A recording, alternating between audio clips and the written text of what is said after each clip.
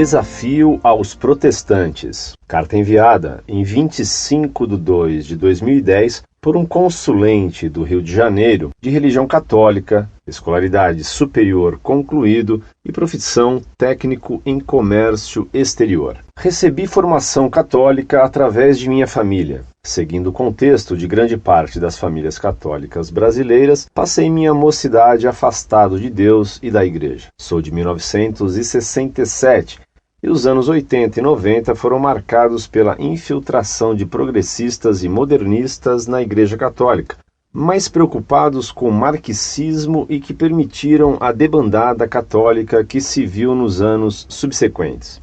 Maus pastores que não apacentaram seus rebanhos. Felizmente, esse quadro foi modificado a partir do árduo e esplêndido trabalho do Papa João Paulo II e agora também de Sua Santidade o Papa Bento XVI. Pois bem, durante esse lapso de tempo, flertei por 17 anos com o protestantismo, muito embora não tenha me firmado em qualquer denominação, pois não gostava de nada que via. Graças a Deus, através da misericórdia dele, descobri a verdade católica e retornei à verdadeira Igreja de Cristo, desta vez com afinco, dedicação e amor verdadeiros. Agradeço aos bons irmãos evangélicos que me ajudaram a amar a leitura da Palavra de Deus e a orar intensamente. Todavia, devo dizer a todos esses protestantes e evangélicos que o protestantismo é uma desgraça e uma praga. Tenho várias razões para ter retornado à Igreja Católica, de ordem espiritual, e creio que foi por obra e vontade de Jesus Cristo primeiramente. No que concerne a mim, minha única virtude foi ter usado de sinceridade com Deus, o que me motivava sempre a buscar em oração a necessidade de prestar o culto adequado, inclusive no que diz respeito aos dogmas da Igreja Católica. Na parte intelectual, gostaria de chamar a atenção dos opositores da Igreja Católica para os seguintes pontos. Falta total de unidade de protestantes.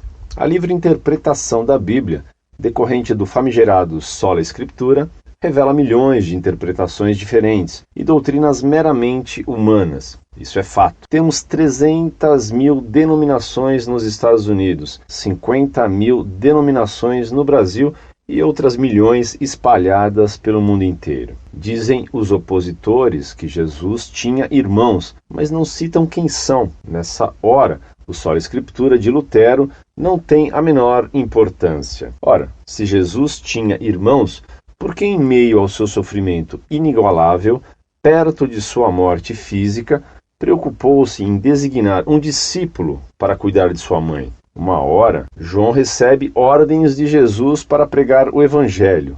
Outra hora, recebe ordens para cuidar de Maria. Se Jesus tinha irmãos, não seria lícito esperarmos que esses irmãos cuidassem de sua mãe? E se Jesus, na visão protestante, tão e somente demonstrou um gesto tão grande de amor para com sua mãe, sendo ele o Senhor de todos nós, como é possível que alguém que se diz servo de Jesus não tenha por Maria o mesmo respeito? Outro princípio estúpido de Lutero, o sola fide, induz ao homem manter-se acomodado e presunçoso em relação à sua salvação. Por essa razão, os sérios e bons protestantes nada fazem por ninguém, e suas obras sociais e de caridade são mínimas. Por outro lado, aqueles que são sérios estimulam aos fiéis a ignorarem o contexto social, para que não faltem doações às denominações e aos lobos mercenários espetaculosos. Ora, se você doa a quem tem fome, já não tem o suficiente para oferecer ao pastor. Ainda sobre o sola fide, se apenas a fé é elemento suficiente para a salvação, então os católicos também estão salvos, pois acreditam igualmente em Jesus Cristo como único mediador e suficiente Salvador. Por que então ficam todos preocupados em atacar Maria e os santos católicos? Se todos acreditam em Jesus, então todos nós estamos salvos e nem precisamos debater sobre nada. Aliás, não precisamos de pregadores e nem de igreja e nem de doutrina. Basta termos fé em Jesus. E se de fato o sola fide é verdadeiro, Que diferença faz a interpretação bíblica de cada um? Cada um interpreta como quer e todos estão salvos. Acho que isso incluiria os católicos. E por que a crítica de que os católicos não estudam a Bíblia?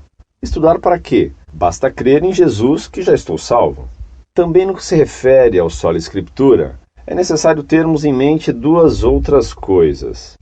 Primeiro, Lutero era homem. Nem se pode tê-lo como santo, porquanto os protestantes não acreditam em santos. Se Lutero é homem e a Bíblia diz que maldito é o homem que confia em outro homem, porque os protestantes acreditam cegamente nos princípios por ele criados. Se vocês acreditam em Lutero, eu posso acreditar no Renato, na Cecília, na Ana Luísa ou em mim mesmo. Aliás, presumo me conhecer melhor do que conheço Lutero. Neste contexto, sou mais confiável do que Lutero, de quem nada sei, e cuja vida pessoal me é totalmente desconhecida. E se o sola escritura é essencial, não seria natural que a Bíblia nos tivesse deixado alguma profecia a respeito da memorável e salutar reforma da Igreja e também sobre o aparecimento do grande, entre aspas, iluminador Lutero? A Bíblia fala de tantas coisas, faz tantas profecias, anuncia guerras, castigos, juízos, perdões, misericórdias.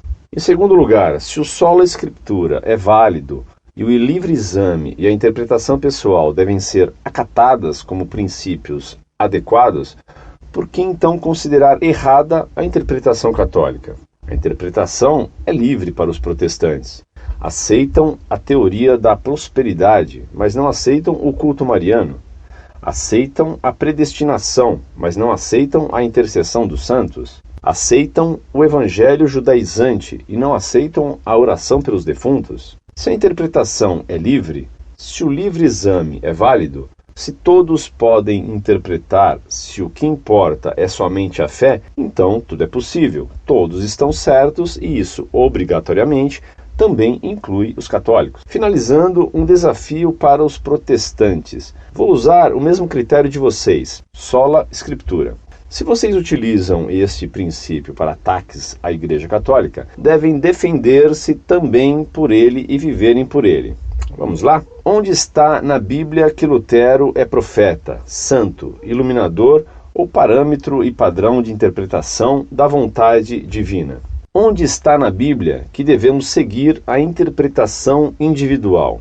Eu vi justamente o contrário. Nada é de interpretação individual. Onde está na Bíblia que basta a fé para sermos salvos? Não pode estar subentendido. Lembre-se, sola escritura. Tem que estar claramente escrito que basta ter fé para ser salvo. Se vocês acharem na Bíblia que a fé é suficiente à salvação, então também nos mostrem onde está na Bíblia que a fé católica não tem valor algum. Tudo bem que ninguém vai achar a expressão católica, então procurem algo parecido, algo que defina claramente que a fé de vocês é a correta. Algo que defina que todas as denominações protestantes no mundo inteiro creem da maneira correta. Onde está escrito na Bíblia que o sola escritura é o critério correto para a interpretação da fé e das Escrituras? Tudo bem que ninguém vai encontrar a expressão sola escritura.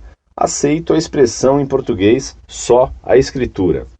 Quais os nomes de todos os irmãos de Jesus? Sim, se vocês dizem que eles têm irmãos, é porque devem ter visto na Bíblia os seus nomes e conhecem todos eles. Onde está na Bíblia que Maria teve outros filhos? Mas não pode estar subentendido.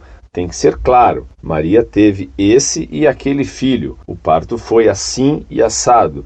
José fez isso e aquilo com seus bebês. Fulano e Beltrano foram apresentados no templo, etc. Onde está escrito na Bíblia que podemos ter pastoras mulheres? Tem que estar claro. Onde está escrito que o batismo deve ser feito lá pelos 13 ou 14 anos, ou talvez quando a pessoa quiser e aceitar Jesus? Tem que estar claro, sola escritura. Onde está escrito na Bíblia que é proibido sacerdote celibatário? Tem que estar claramente escrito que o sacerdote ou pregador tem que ser casado. Onde está escrito na Bíblia que pastor pode dar bênção para divórcio? Tem que estar claro também. podem substituir pastor por sacerdote. Onde está na Bíblia que a obrigação do dízimo prevalece até os dias de hoje? Eu soube que a Bíblia nos diz que toda a lei anterior foi revogada por ser ineficaz. Onde está na Bíblia que o dízimo tem que ser em dinheiro? Pois no sacerdócio levítico não era. Onde está na Bíblia a questão da maldição hereditária? Através da Bíblia, onde aparece Jesus ou um dos seus apóstolos orientando a realização de cultos de cura e libertação, ou quebra de maldições ou descarrego? Onde está escrito na Bíblia que o homem pode julgar outro homem como sendo idólatra? Pelo que sei, a idolatria nasce no coração do homem e somente Deus é que pode perscrutar os corações humanos. Ademais, sei também que idolatria é a substituição do absoluto pela parte. Essa parte pode ser até imagens para quem não as usa com moderação, mas também pode ser orgulho, raiva, amargura, time de futebol, paixões mundanas, sexo, dinheiro, pessoas, etc. Alguns de vocês dizem que Maria foi uma mulher qualquer. Ouvi muito isso nos últimos 17 anos. Ouvi também que Maria foi mãe de aluguel. Então pergunto, onde está escrito na Bíblia que Maria foi uma ou outra coisa? Sola Escritura. Tendo ouvido dizer que Maria seria chamada de bem-aventurada por todas as gerações, pergunto, onde está na Bíblia a revogação dessa determinação divina, de maneira que vocês não precisam chamá-la assim? Ou vão me dizer que essa passagem vocês não conhecem? Ou vão me dizer ainda que essa passagem não foi inspirada pelo Espírito Santo? Vão dizer também que não sabem que São Lucas a chamou de Mãe de Deus?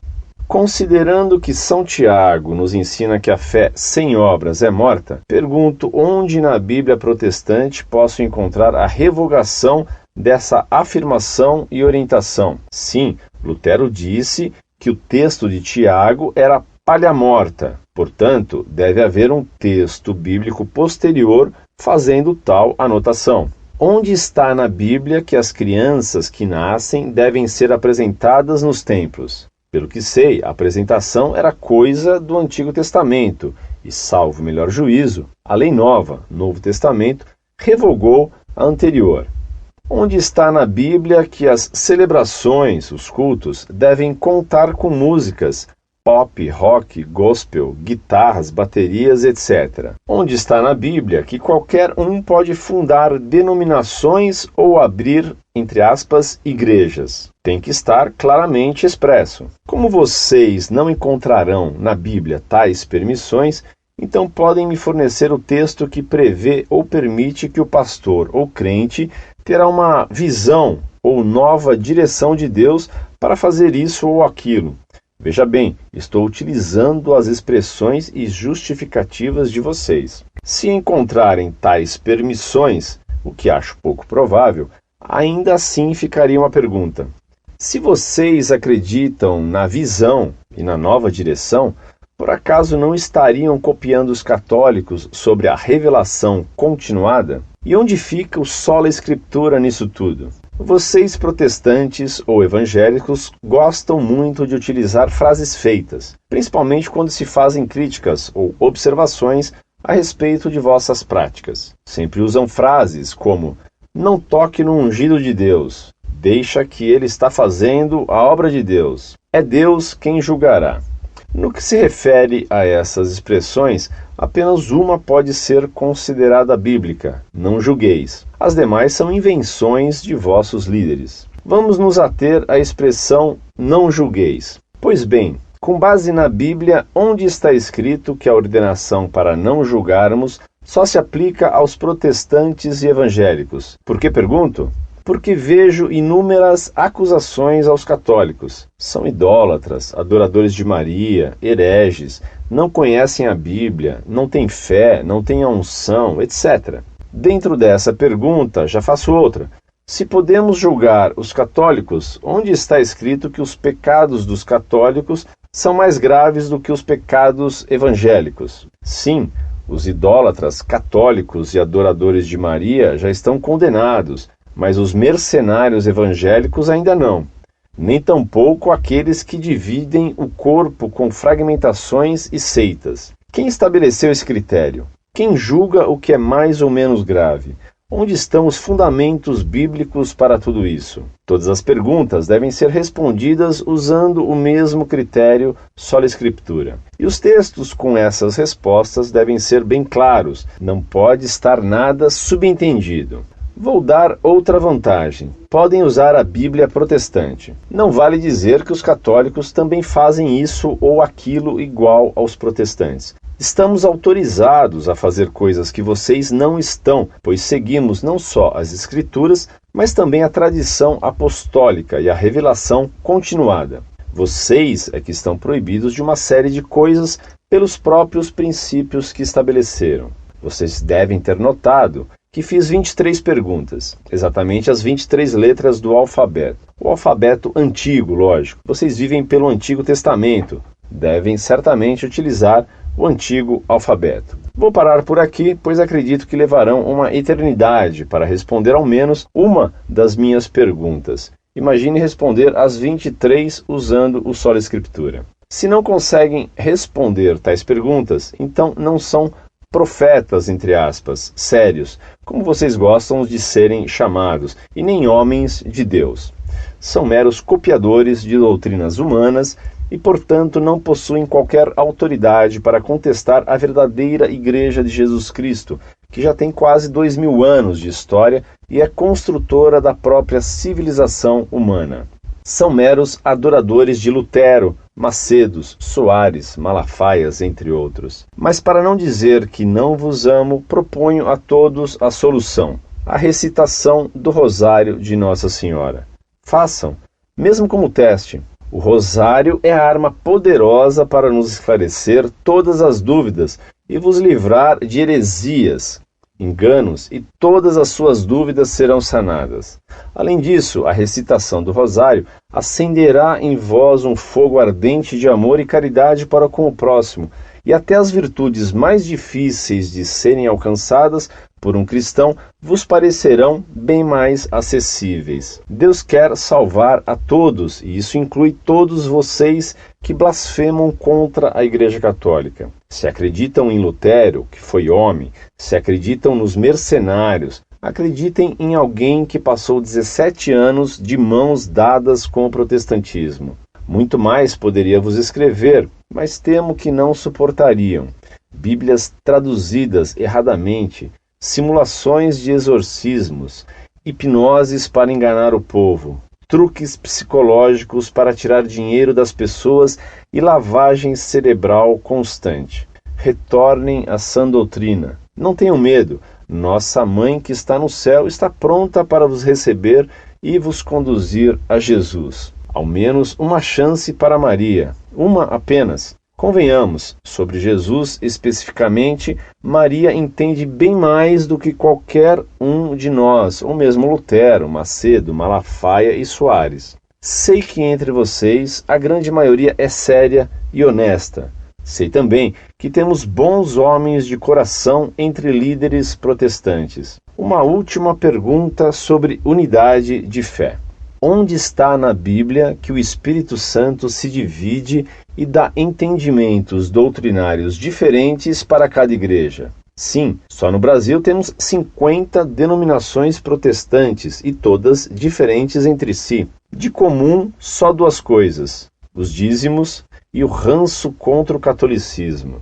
Tem que estar escrito textualmente que o Espírito Santo pode dar visões e doutrinas conflitantes e divergentes dentro do corpo de Cristo e dentro do povo de Deus, como vocês gostam de autoproclamarem.